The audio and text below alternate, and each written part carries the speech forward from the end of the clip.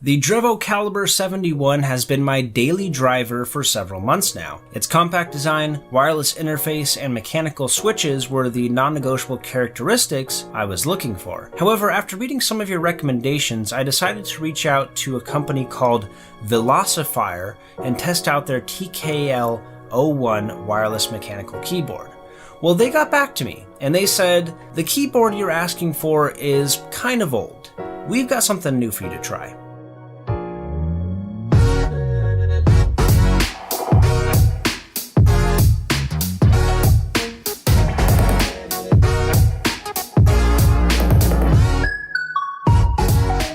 This is the Velocifier TKL02, a follow-up to the popular TKL01. It's a wireless, mechanical, 10-keyless keyboard that retails for roughly $40. They do offer a wired version for $30, and both versions have been out for a week or two now.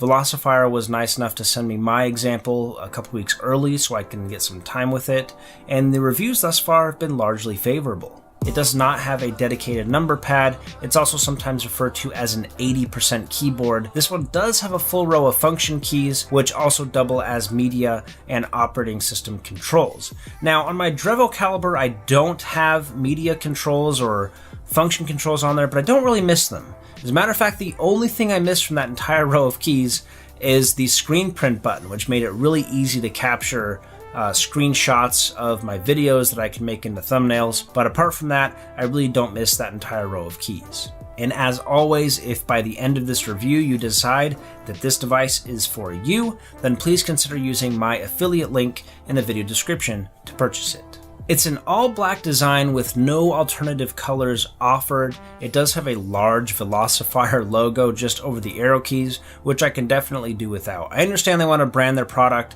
but I think a more stealthy look would have been more appreciated. The build quality is impressive. You can tell just by lifting it up, it is built like a tank. I made a comment in that Caliber video about how much that device weighed, and that came in at 600 grams, which is heavy for a device that size. This thing tips the scales at almost 1,000 grams. That's 2.2 pounds. That's heavier than a lot of laptops these days. The thing is heavy.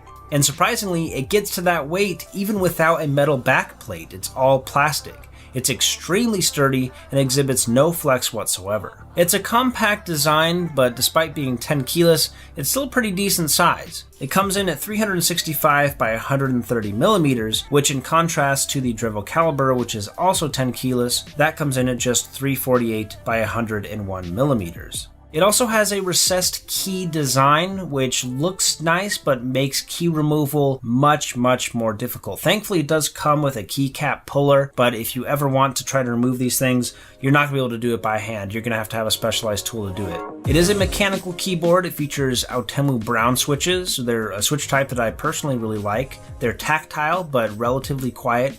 Much quieter than blue switches. I do wish they offered it in more switch types, but despite that, it's a good switch. It's rated at 50 million keystrokes, and it should be sufficient for most people's needs.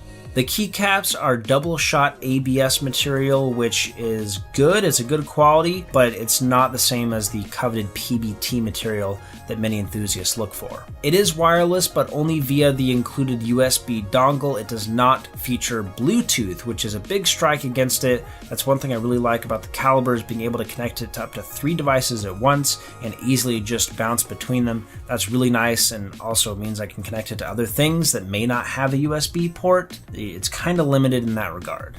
It features a 1,850 milliamp hour rechargeable battery, which is pretty impressive going into a keyboard.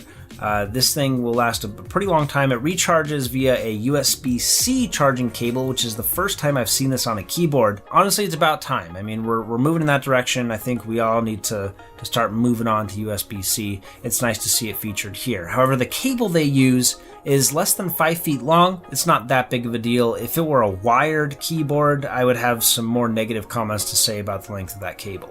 The Caliber that I keep talking about, I can only usually get 3 to 4 days of continuous use out of it, where this thing will last me a full week. It does have backlighting, but it is not RGB. So for some people, this is going to be a deal breaker. For some people, it's not going to be an issue whatsoever. For me, I do like having the RGB lighting, not to make it just a a full spectrum of colors, but just because I like changing it to one dedicated color to match the rest of my setup, that's pretty nice. This just has a white backlight, and the spacebar changes to red when it's running low on battery, but other than that, every key is illuminated with a white backlight. The typing experience was fluid and responsive, but I definitely wish they offered this in more switch types, because I'd be much more likely to switch this to my daily driver if I got to use it with blue switches.